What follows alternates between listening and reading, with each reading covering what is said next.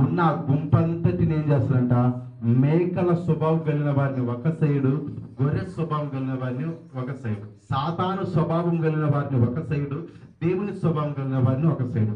దేవుని స్వభావం కలిగిన వారిని ఎక్కడ ఉంచుతారంట, కుడి సైడు గుంపులో ఉంచుతారంట. గొర్రె స్వభావం కలిగిన వారిని, దేవుని స్వభావం కలిగిన వారిని అందరినీ కుడివైపున ఉంచుతున్నాడు.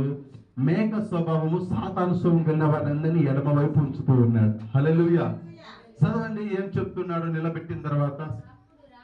అప్పుడు రాజు కుడివైపున ఉన్నవారిని చూసి, నా తండ్రి చేత ఆశీర్వదించబడిన వారలారా, రండి, లోకము పుట్టినది మొదలుకొని మీ కొరకు సిద్ధపరిచిన రాజ్యములో స్వతంత్రించుకున్నది. హల్లెలూయా. ఎప్పటి నుంచి? గొర్రె దేవుని స్వభావం కలిగిన వారిని, గొర్రె స్వభావం కలిగిన వారిని కోసం ఒక రాజ్యము నిర్మించాడంట. ఎప్పుడు? నువ్వు పుట్టక మునుపు నుంచి, లోకము పుట్టక ముందు నుంచి ఆ రాజ్యాన్ని స్థాపించబడిందంట. ఎలాంటి వారి కోసం?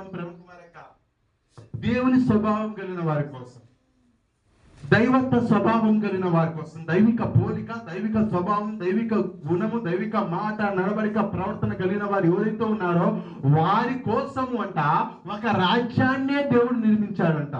ఏం నిర్మించాడంట? ఒక రాజ్యాన్ని నిర్మించాడంట. ఎప్పటి నుంచి?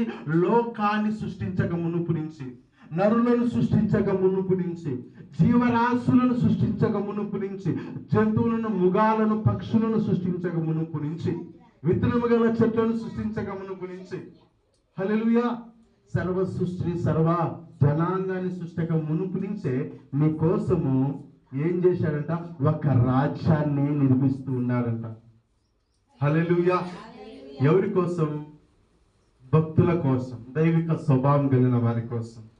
అది ఏ రాజ్యం అంటే దేవుడు నివసించే రాజ్యం, మహిమతో కూడిన రాజ్యం, దేవదూతలతో కూడిన రాజ్యం, వెలుగుతో కూడిన రాజ్యం. హల్లెలూయా. సంతోషముతో, సుఖ జీవంతో గడుస్తూ యుగ యుగాలు జీవించే రాజ్యం. హల్లెలూయా. ఆ రాజ్యం ఇప్పుడు లోకము సృష్టించక మునిపే నీకోసం అప్పటి నుంచి నిర్మిస్తూ ఉన్నాడంట. వజ్ర మన్నుల మాణిక్యాలతో, బంగారు గదులతో, మహిమతో, వెలుగుతో, తేజస్సుతో నిండు రాజ్యాన్ని. హల్లెలూయా. అలాగే ఈ మేక స్వభావము, సాతాను స్వభావము, గుణ లక్షణాలు కలిగిన వారి గురించి కూడా ఒక రాజ్యం ఉందంట. అదేది? పాతాళము, నరకాగ్ని. ఏముందంట? తీర్పు సమయం తర్వాత ఏమో నరకాగ్ని, తీర్పు సమయం కంటే ముందు పాతాళం. భక్తి పరులకేమో తీర్పు కంటే ముందు పరదేశి, దైవత్వ స్వభావం కలిగిన వారికేమో ఈ లోకంలో కలుమూసిన తర్వాత పరదేశి ఉంది. పరదేశి తర్వాత, తీర్పు సమయం తర్వాత పరలోక రాజ్యం, దేవుని నివసించే మహిమ రాజ్యం ఉంది. అలాగే మేక స్వభావము, సాతాను స్వభావం కలిగిన వారికి కూడా ఈ లోకంలో మరణించిన తర్వాత పాతాళం ఉంది. తీర్పు సమయం తర్వాత నరకాగ్ని ఉంది. 2 పోస్టులు ఉన్నాయి, 2 స్థానాలు తీర్పు సమయం దాకా. హల్లెలూయా. కలుమూస్తానే పాతాళం, తీర్పు సమయం వరకు పాతాళంలో పళ్ళు కొరుకుంటూ, ఏడుస్తూ, గాలి ఆడక, ఉక్క పెడుతూ, ఊపిరి ఆడక, పళ్ళు కొరుకుంటూ వేదన పడుతుంటారు పాతాళంలో తీర్పు సమయం వరకు. తీర్పు సమయం తర్వాత నరకాగ్నిలో కాలుతూ ఉంటుంది వారి ఆత్మ. హల్లెలూయా. ఎప్పుడు దాంట్లో యుగాలు కాలుతూనే ఉంటుంది. కానీ భక్తి పరులకు యుగాలు సుఖ జీవం ఉంటుంది. పరదేశంలో విశ్రాంతి స్థలం, దేవుని రాజ్యంలో సుఖ జీవితం. హల్లెలూయా. ఈ లోక సుఖభోగాల కోసమే మనం ప్రయాసపడితే నరకాగ్నిలో, పాతాళంలో ఏడుచా కూకోవాలి యుగాలు. హల్లెలూయా. హల్లెలూయా. ఈ లోక సుఖభోగాలు అంటే దైవానుసారమైన సుఖభోగాలు ఉన్నాయి, అపవిత్ర సంబంధమైన సుఖభోగాలు ఉన్నాయి, న్యాయ సంబంధమైన సుఖభోగాలు ఉన్నాయి, అన్యాయ సంబంధమైన సుఖభోగాలు ఉన్నాయి. న్యాయయుక్తమైన జీవితం ఉంది, అన్యాయయుక్తమైన జీవితం ఉంది, పరిశుద్ధమైన జీవితం ఉంది, అపవిత్రమైన జీవితం ఉంది. హల్లెలూయా. మనం తిన్న ఆహారమైనా, తాగే నీరైనా, వేసుకున్న వస్త్రధారిన, ధరించే వెండి బంగారులైనా, ఏ అలంకరైనా క్రమములో ఉంటే అది దైవత్వము, క్రమము దాటితే అది అక్రమము. అది పరిశుద్ధమైనదైతే దైవత్వము, అపవిత్రమైనదైతే సాతాను స్వభావం. హల్లెలూయా. ఉంటాయి, తిన్న వాటిలో పవిత్రమైనట్టు ఉంటాయి, అపవిత్రమైనట్టు ఉంటాయి. తాగే వాటిలో పవిత్రమైనట్టు ఉంటాయి, పరిశుద్ధమైనట్టు ఉంటాయి, అపవిత్రమైనట్టు ఉంటాయి. చూచే వాటిలో పరిశుద్ధమైనట్టు ఉంటాయి, అపవిత్రమైనట్టు ఉంటాయి. వినే వాటిలో పరిశుద్ధమైనట్టు ఉంటాయి, అపవిత్రమైనట్టు ఉంటాయి. ఆలోచించేది పరిశుద్ధమైనట్టు ఉంటాయి, అపవిత్రమైనట్టు ఉంటాయి. ఊహించే వాటిలో పరిశుద్ధమైనట్టు ఉంటాయి, అపవిత్రమైనట్టు ఉంటాయి. హల్లెలూయా, హల్లెలూయా. నీ నడక, నీ పాదాలతో నడిచే నడక పరిశుద్ధమైన మార్గం ఉంటుంది, అపవిత్రమైన మార్గం ఉంటుంది. నువ్వు మాట్లాడే మాట పవిత్రమైన మాటలు ఉంటాయి, అపవిత్రమైన మాటలు ఉంటాయి. హల్లెలూయా. పవిత్రమైన వస్త్రధారణ ఉంటుంది, అపవిత్రమైన వస్త్రధారణ ఉంటుంది. పరిశుద్ధమైన అలంకరణ ఉంటుంది, అపవిత్రమైన అలంకరణ కూడా ఉంటుంది. హల్లెలూయా. రెండు ఉంటాయి ఈ లోకంలో. కానీ ఏదైతే నువ్వు కోరుకుంటావో పరిశుద్ధమైనది. అందుకే అంటాడు, ఏది మీరు అలంకరించిన క్రమము. హల్లెలూయా. అంటే తగు మాత్రము అలంకరణ కలిగి ఉండవలేను అన్నాడు. నిన్ను సృష్టించిన దేవుడే, బంగారు సృష్టించిన దేవుడే, చెట్లను, చేమలను, పూల మొక్కలు సమస్తాన్ని సృష్టించిన దేవుడే. కానీ ఏది నువ్వు ధరించినా తగు మాత్రం అలంకరణ కలిగి ఉండాలా అన్నాడు. హల్లెలూయా. తగుకు మించింది తెలివికి, అతి తెలివికి తేడా ఎలా ఉంటుంది, ఆశకు అత్యాశకు తేడా ఎంత ఉంటుంది, అలా ఉంటుంది. అవునా కదా? ఆశ ఉండాలి బతికినంత వరకు, కానీ అత్యాశ ఉండకూడదు. అత్యాశ దుఃఖానికి చేటు అని ఉంటుంది కొందరు. హల్లెలూయా. ఆశ ఉండాలా, అత్యాశ ఉండకూడదు. నీ ఆశ దైవత్వానుసారంగా ఉండాలి, కానీ అపవిత్ర సంబంధమైన ఆశ ఉండకూడదు. హల్లెలూయా. నువ్వు ఏది కోరుకుంటావో అదే వస్తుంది నీ లాస్ట్ వరకు. దైవానుసారంగా క్రమంగా ఉంటే దేవుని రాజ్యం వరకు ఉంటుంది, భూలోకం వరకు. నీకోసమే, భక్తుల కోసమే సర్వ సృష్టిని సృష్టింది, భక్తిహీనుల కోసం కాదు. హల్లెలూయా, హల్లెలూయా. అందుకు వినిచున్న ప్రియ సహోదరి సహోదరుడా, రెండు నీ ఎదుట ఉంచినప్పుడు నువ్వు దేని పట్టుకుంటావో గట్టిగా, దాని యొక్క జీవితాన్ని నువ్వు జీవిస్తావు. దేని జీవిస్తావో దాని యొక్క ఫలితాన్ని నువ్వు పొందుకుంటావు. యేసు ఒక మాట అంటాడు. హల్లెలూయా. ఏమన్నానంటే మన మాట, పరిశుద్ధంగా ఉన్నవాడిని పరిశుద్ధంగానే ఉండనిమ్ము, నీతిగా ఉన్నవాడిని నీతిగానే ఉండనిమ్ము, న్యాయంగా ఉన్నవాడిని న్యాయంగానే ఉండనిమ్ము, అపవిత్రుడుగా ఉన్నవాడిని అపవిత్రుడుగా ఉండనిమ్ము, అన్యాయంగా ఉన్నవాడిని అన్యాయంగానే ఉండనిమ్ము, అధర్మంగా ఉన్నవాడిని అధర్మంగానే ఉండనిమ్ము. కానీ ఒక సమయం వస్తా ఉంది, వాని జీతం నేను ఇచ్చుటకు సిద్ధంగా ఉన్నానన్నాడు. నువ్వు పరిశుద్ధంగా ఉంటే పరిశుద్ధ యొక్క జీతము, అన్యాయంగా ఉంటే అన్యాయం యొక్క శిక్షా విధులకి అంటారు అవుతాం. న్యాయంగా ఉంటే న్యాయ యొక్క సుఖ జీవితంలోకి అంటారు అవుతాం. అన్యాయంగా ఉంటే, అపవిత్రంగా ఉంటే వాటి యొక్క శిక్షల్లో బాధలకి అంటారు అవుతాం. దేన్ని నువ్వు ఆశ్రయిస్తావో, ఏదైతే నువ్వు అనుభవిస్తావో, ఎందులో అయితే నువ్వు నడుస్తావో దాని యొక్క ఫలితం నిన్ను, నీ సంతతి, నీ పిల్లలు కూడా అనుభవించడానికి సాదృశ్యం ఉంటుంది. హల్లెలూయా, హల్లెలూయా. నువ్వు నీతిగా న్యాయంగా సంపాదించే కార్యమన్నం నీ పిల్లలు బతికినా వాళ్ళు సుఖంగా ఆరోగ్యంగా జీవిస్తారు 100 సంవత్సరాలు. హల్లెలూయా. వాళ్ళ సంతోషంగా నువ్వు అన్యాయంగా అధర్మంగా క్రమం పద్ధతి లేకుండా నువ్వు సంపాదించి నువ్వు పెడితే వారు అనారోగ్యాల పాలయ్యి బలహీనులు అయిపోయి దరిద్రులుగా మార్చబడతారు, రోగస్తులుగా మార్చబడతారు, అపవిత్రులకు వెళ్ళిపోతారు. హల్లెలూయా. నువ్వు ఏదైతే పరిశుద్ధత, భక్తియుక్తమైన జీవితం ఉంటుందో దాని యొక్క ప్రతిఫలాన్ని నీ బిడ్డలకు వెళ్ళిపోతారు. ఆశీర్వాదం. ఏదైతే అపవిత్రమైనది ఉందో అది నీ పిల్లలు ఆరోపిస్తారు. రేపు నువ్వు మంచి భక్తిలో ఉంటే దానికి ప్రతిఫలం చేత సంతోషంగా ఉంటారు. అపవిత్రమైన భక్తిహీనతలోకి నువ్వు వెళ్ళిపోతుంటే వాటి ద్వారా వచ్చే శిక్షలు, బాధలు, వేదనలు నీ పిల్లలు, నీ సంతతి అనుభవించాల్సి వస్తుంది. అందుకు మీరే పాత్రలు అవుతారు. అందుకు మీరు చెడ్డవారై ఉండి మీ పిల్లలకు మంచి ఇవ్వలని నెరిగి ఉండగా మీ పరలోకపు తండ్రి తను అనుసరించి నడిస్తే అంతకంటే శ్రేష్టమైన ఇవ్వలు ఆయన ఇస్తాడు అన్నాడు. హల్లెలూయా. ఆయన యందు భయభక్తులు కలిగి ఉంటే మీరు నీ పిల్లలకు ఏదైతే అన్యాయంగా ఉండి సంపాదించి వాళ్ళ సుఖం కోసం మీరు దారులు మీరు అనుసరిస్తున్నారో కరెక్ట్ కాదు. మీరు ఉన్న దాంతోనే తృప్తి, నీతి న్యాయంగా మీరు నడుచుకొని నీ పిల్లలను నడిపిస్తే మీ పిల్లల కోసం ఏదైతే కావాలని ఆశపడుతున్నావో, నువ్వు ఏదైతే అనుభవించాలని ఆశపడుతున్నావో, నువ్వు నీ పిల్లలకి ఇచ్చేదానికంటే 1000 రెట్లు ఆయన ఇస్తారంట పరలోక తండ్రికి లోపలి నడుచుకుంటే. వాళ్ళు ఆశించిన దానికంటే డబల్ గా ఇస్తారంట దేవుడు. సొలొమోను ఉన్నాడు, నాకు జ్ఞానం ఇవ్వు ప్రభు ఈ రాజ్యాన్ని ఏలడానికి అని అడిగితే దేవుడు ఏమన్నాడు? బుద్ధిని, ధనాన్ని, జ్ఞానాన్ని, ఐశ్వర్యాన్ని ఇచ్చాడు, బలాన్ని. ఒకడు అడిగితే 4 ఇచ్చాడు. ఆ ఒక్కటి ఏది అడిగాడు? శ్రేష్టమైనది అడిగాడు, దైవత్వానుసరమైనది అడిగాడు, రాజ్యానికి వినియోగకరమైనది అడిగాడు. కాబట్టి ఇతను కూడా యాడ్ చేశాడు దేవుడు. అపవిత్రమైనది అడిగితే ఏమి ఇచ్చేవాడు కాదు. రాజ్యానికి, తనకును, దేవునికి మహిమ తెచ్చేది అడిగాడు కాబట్టి దానికి మించిగా 3 యాడ్ చేసి ఇచ్చాడు అడిగిన దానికంటే. హల్లెలూయా. నువ్వు కూడా దేవునికి మహిమ తెచ్చేది, నీ పిల్లలకు క్షేమాన్ని తెచ్చేది, నీ జీవితంలో ఘనత తెచ్చేది నువ్వు కోరుకుంటే ఇంకా 4 తెచ్చి పెడతాడు దేవుడు తండ్రిని అడిగితే. హల్లెలూయా. నువ్వు ఒకటి అడిగితే ఏడిచ్చే వ్యక్తిగా ఉంటాడు ఆయన. అది ఆయన ప్రేమ గల ఉదయం. హల్లెలూయా. హల్లెలూయా. నువ్వు అన్యాయంగా, అధర్మంగా నడిచి ఆ యొక్క శిక్షలో నీ బిడ్డలు కూడా పాల్పొంది ఆ శాపానికి నువ్వు నష్టం చేస్తుంటే నీ మీదనే దుఃఖపడతాడు, పిల్లల్ని బట్టి కూడా దుఃఖపడుతూ ఉంటాడు ఆయన. హల్లెలూయా. చదవండి.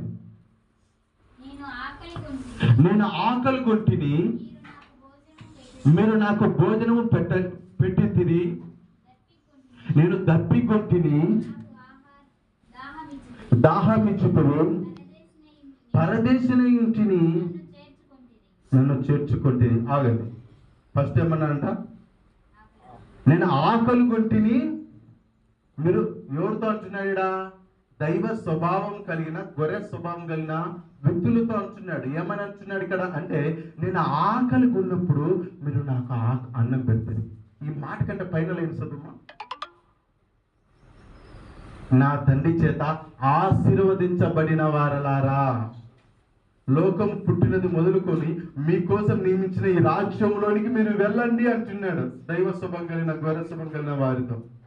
నా తండ్రి చేత ఆశీర్వదించబడి, లోకం పుట్టినది మొదలుకొని మీ కొరకు రాజ్యము నియమించబడింది, ఆ రాజ్యంలోకి వెళ్ళండి అని సంతోషంగా అంటున్నాడు వారితో అని ఈ మాట అంటున్నాడు. నేను ఆకలి కొనినప్పుడు నువ్వు ఆహారము పెట్టితివి, నేను దప్పి కొన్నప్పుడు నువ్వు నీళ్ళిచ్చితివి, నేను వస్త్రహీనుడుగా ఉన్నప్పుడు నువ్వు వస్త్రాలు ఇచ్చితివి, నేను పరదేశిగా ఒంటరిగా ఉన్నప్పుడు నాకు ఉండడానికి స్థానాన్ని కల్పించితివి, నేను రోగినై ఉన్నప్పుడు నాకు హాస్పిటల్ తీసుకుని నాకు ఆరోగ్యాన్ని కలుగు చేస్తేవి, నేను అన్యాయంగా సరసాలలో పడినప్పుడు నువ్వు న్యాయం, నా పక్షంగా న్యాయంగా నువ్వు మాట్లాడి నన్ను అన్యాయపు జైలు శిక్షా విధిలో నుంచి నన్ను విడిపించావు అని అంటున్నాడు.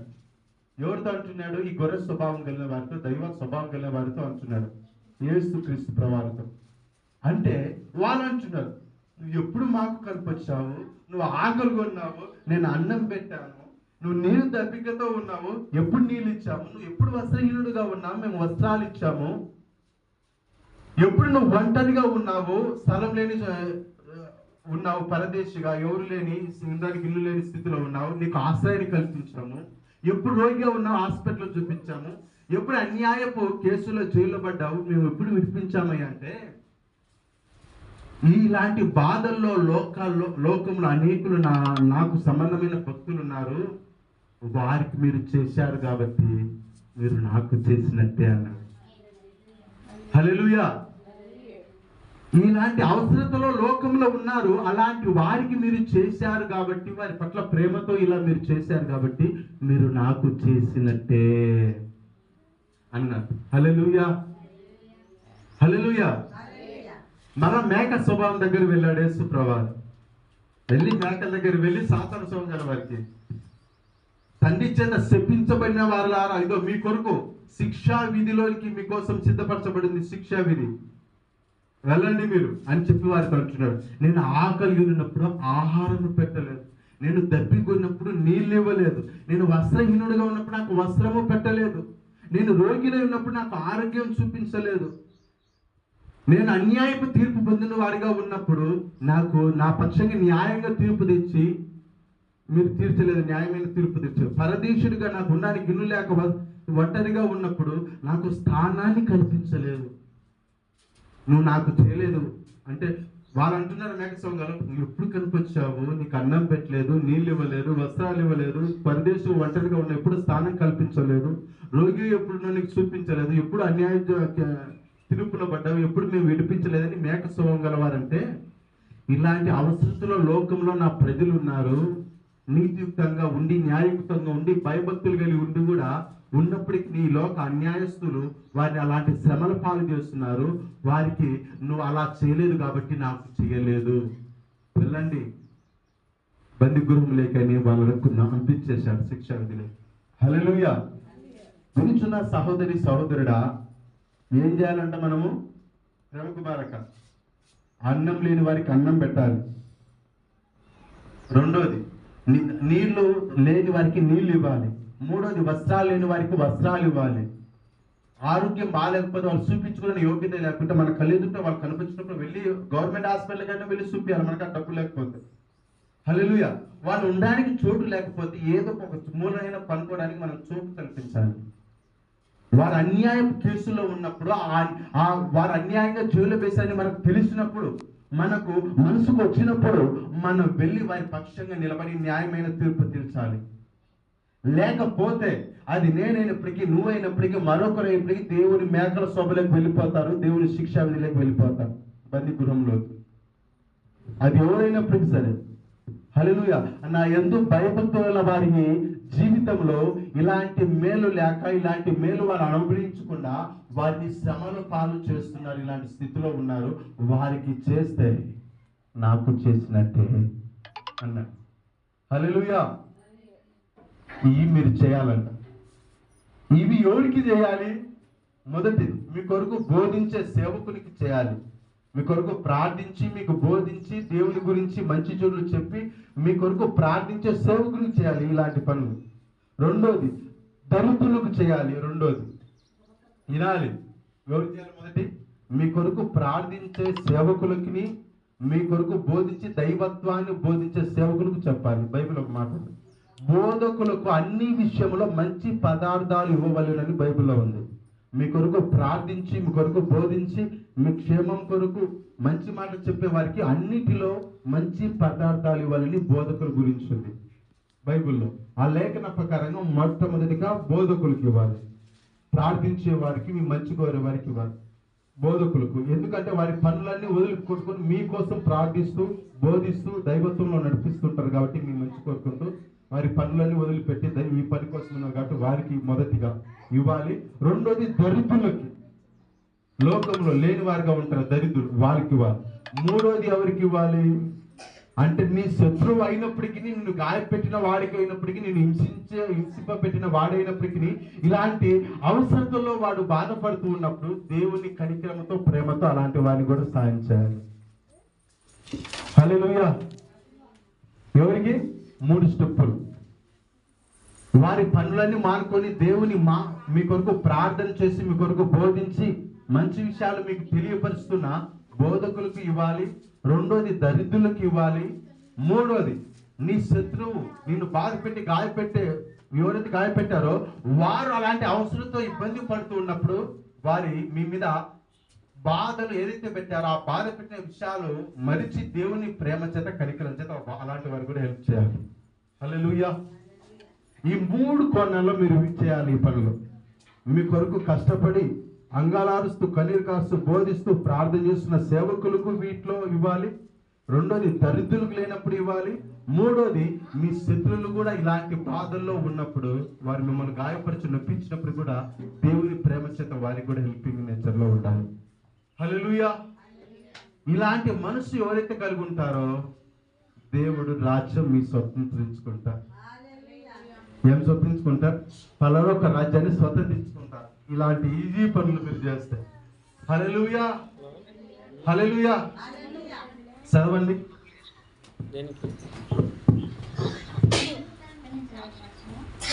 యాడికి స్టాప్ చేయాలి? కింది చదువు 46 చదువు 45 నుంచి.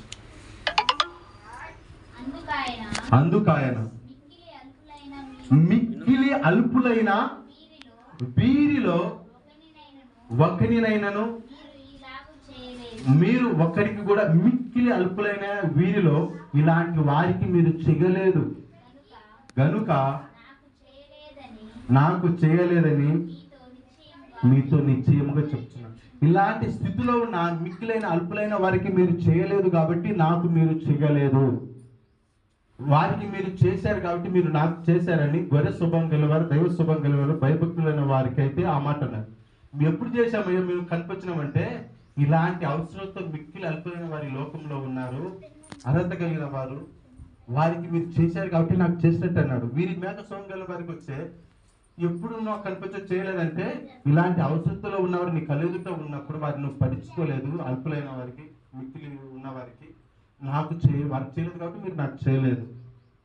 అందుకు నా రాజ్యాన్ని శోభించుకునే స్థితిలో మీరు లేరు. ఎందుకంటే ఆ స్వభావం మీలో లేదంటే అది మేక స్వభావం అని అర్థం, సాతాన స్వభావం అని అర్థం, అది దైవత్వం కాదని అర్థం. అందుకు మీరు నాకు చేయలేదు అన్నాడు. హల్లెలూయా. ఇప్పుడు ఏ సభలో ఉండాలని సిద్ధపడుతున్నారు? గొర్రెల సభ గ్రూపులో ఉండాలనుకుంటున్నారా? మేకల గ్రూపులో ఉండాలనుకుంటున్నారా? ఏ గ్రూప్ కావాలా? దైవత్వం కావాలా? సాతాను స్వభావం కావాలా? దేవుని స్వభావం కావాలా? దేవుని రాజ్యం కావాలా? సాతాను నరకం కావాలా? నరకాన్ని ఏది కావాలా?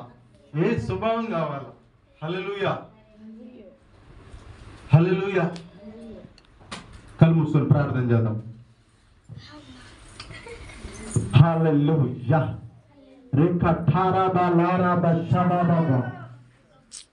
దేవుని స్వభావములో ప్రేమ, కనికరము, చాలి, దయ, దాక్షణ్యం ఉంటుంది. దేవుని ప్రేమలో ఏముంటుందంటే ఒక వ్యక్తిని రక్షించడానికి, ప్రాణం పెట్టడానికి కూడా వెనుకీయడు. ఒకరికి మేలు చేయడానికి, ఇతరు నష్టపోవడానికి కూడా వెనుకాడదు. దేవుని ప్రేమ ఒకరికి మేలు చేయడానికి తను లేమి అనుభవించినా వెనుకంజబోయేది దేవుని ప్రేమ. ఒకరి సంతోషాన్ని, ఒకరి సుఖ జీవితాన్ని, ఒకరు సమాధానంగా ఉండేదాన్ని దైవత్వం కోరుకుంటుంది, దైవ ప్రేమ కోరుకుంటుంది. వారి కోసము వారికి ఉన్నది కూడా దారిపోయడానికి వెనకాడదు దేవుని ప్రేమ. కానీ సాతాను ప్రేమ కక్ష, కఠినత్వం, అసూయ, విచారం, మేళహత్య, దారిద్ర్యత, నొప్పించే తత్వం, గాయపరిచే తత్వం, కఠినత్వం, గర్వము, అహంకారం, వినయతత్వం, లెక్క చేయని తత్వం, లోబడిన తత్వము, భయం లేని తత్వం, భక్తి లేని తత్వము, అసూయ, కక్ష. ఒకరు బతుకుతుంటే ఓర్చుకోలేరు, ఒకరు ఎదుగుతుంటే ఓర్చుకోలేరు, ఒకరి చెడిపోవాలని కోరుకునే స్వభావం, ఒకరి నాశనం కోరాలనే స్వభావం, శపించే స్వభావం. ఇవన్నీ సాతాను గుణ లక్షణాలు. దేవుని ప్రేమలో ఒకరి మేలు కోసం ప్రాణం పెట్టడానికి కూడా వెనక్కి తీయనిది స్వభావం దేవుని ప్రేమ. వినిచిన సహోదరి సోదరుడా, నువ్వు ఏ స్వభావం కలిగి ఉన్నావో నువ్వు పరిశీలన చేసుకో. దైవ స్వభావం కలిగి నువ్వు ఉంటున్నావు, లేదంటే సాతాను స్వభావం కలిగి ఉంటున్నావు. దేవుడు అన్నాడు, వాని క్రియలను బట్టి నీతిమంతుడో అవినీతిమంతుడో, పరిశుద్ధుడో అపవిత్రుడో తెలుసుకోవచ్చు అని యేసు ప్రభువు చెప్పారు. నువ్వు ఎట్టి స్వభావం కలిగి ఉన్నావు, ఎట్టి హృదయం కలిగి ఉన్నావు, ఎట్టి ఆలోచన కలిగి ఉన్నావు. దైవ స్వభావములో ఉంటే ఈ లోకంలో కలుస్తే పరివేశం ఉంది, పరలోకము ఉంది, తీర్పు స్థలం తర్వాత. అలాగే దైవత్వం లేకుండా మేక స్వభావం, సాతాను స్వభావం కలిగి ఉంటే ఈ లోకంలో కలుస్తే నీకు పాతాళం ఉంది, పళ్ళు కొరుకుట, ఏడుపును ఉంటుంది. తీర్పు సమయం తర్వాత నరకాగ్ని ఉంది, నీ ఆత్మ ఆ నరకం అగ్నిలో కాల్చబడుతుంది. ఇగో దైవత్వంలో ఉంటే యుగాలు జీవించే కృప నీకు ఇవ్వబడి ఉంది. నువ్వు ఏది కోరుకుంటున్నావో, ఎట్టి ఆశల్లో ఉన్నావో, ఎట్టి పరిశుద్ధత సంబంధమైన భక్తిలో ఉన్నావో, అపవిత్రమైన సాతాను స్వభావంలో ఉన్నావో, ఎట్టి కోరికల్లో ఉన్నావో, ఎట్టి గుణ లక్షణాల్లో ఉన్నావో, వాటి యొక్క ఫలితము, వాటి యొక్క జీతము నీకు సిద్ధంగా ఉందని ప్రభువు అంటున్నాడు.